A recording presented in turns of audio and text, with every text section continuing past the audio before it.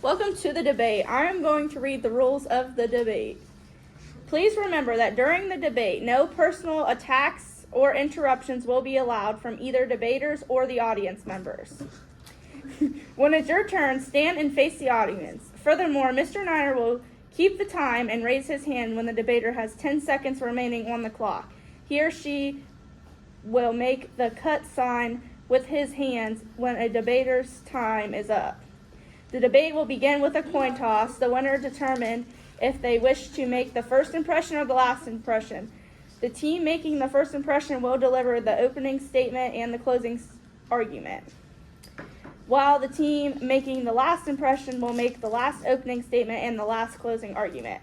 After the toss, each team will select one member to present an opening statement, and participator debaters will be given 1 minute for opening statements. Following the opening statements, we will have 4 prepared questions during the proportion of the debate.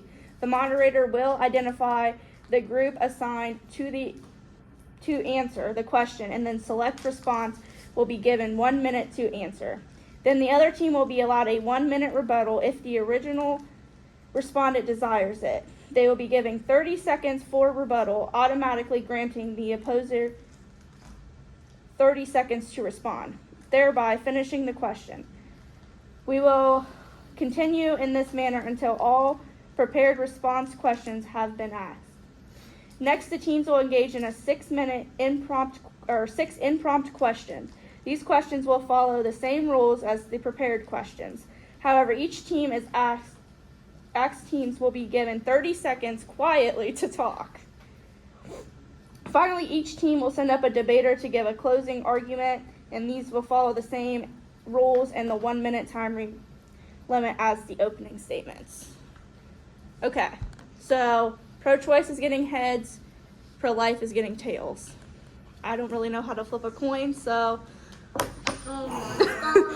Okay. Hold on, guys. Okay, it's on tails. So do you guys want to do the first closing argument, the first opening statement and the first closing argument, or the last opening statement and the last opening argument? Okay, so one of you guys can stand up. So you should not be able to have an abortion just because you made a mistake and we're not responsible. Getting an abortion can cause a lot of problems for the woman.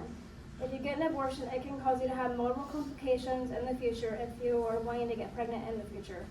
Some effects are bleeding, pelvic infection, risk of breast cancer, premature deaths, and also mental health disorders.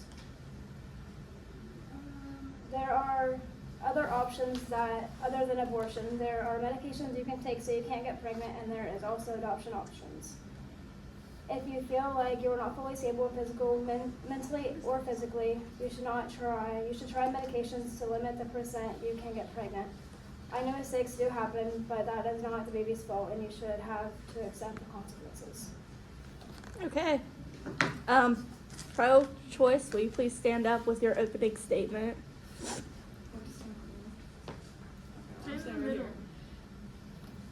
Pro-choice means that you believe that women have the right to choose to have an abortion. This is an extremely controversial topic in the United States and worldwide. In the United States, women's rights are being taken away by bans on abortion. Abortion is a right, and each person should have the right to choose what happens with their body and their future. The government should not have the right to choose women's rights. Women work just as hard as men do, and for women to put their bodies through all that pain and suffering to push out a child is a law in the human body. Men do not understand how hard it is for a woman, and neither does the government. And for them to take away the woman's right to choose whether or not to get an abortion is wrong. Women should be allowed to choose and stand up for themselves. Women have been fighting for their rights since 1920s. We are still fighting for them to this day. We will never have our rights, but we should have the right to. Oh, darn. Okay, so the first question is for pro-choice, so will one member please stand up? Okay, the question states, recently the Supreme Court overturned Roe v. Wade. Thanks to this decision, each state now has the right to choose whether or not they will make abortions legal. Since this decision has been made by the highest court in the land, legal experts on the U.S. Constitution, how can you argue that their decision was inappropriate interpretation of this founding document? So me and my group found that this bill essentially goes against the Bill of Rights, the First Amendment, which is freedom of religion. It states that Congress shall make no law respecting an establishment of religion, and pretty much what that is allowing to happen is the conservative states. Conservative states are religious, they're based off of Christianity, and Christians they're typically against abortion. So there are currently 12 total to near to total ban states. So there's 12 of those, and those are all have abortion banned because of religion, which is pretty much allowing religion into women's bodies. Pro-life, if you would like to rebuttal, you guys can now.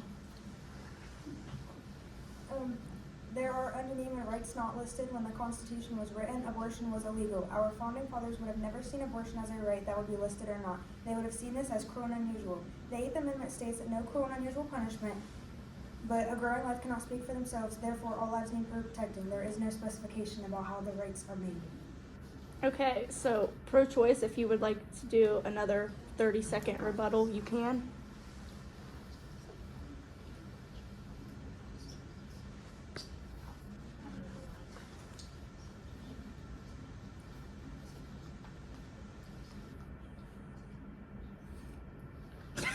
Do I just So step Phil. up? So your question, Okay, so we pretty much said, so you said cruel and unusual punishment, which applies to a grown human being or perhaps a child, but we actually don't believe that a fetus is considered a grown human being, so we don't think that even really applies.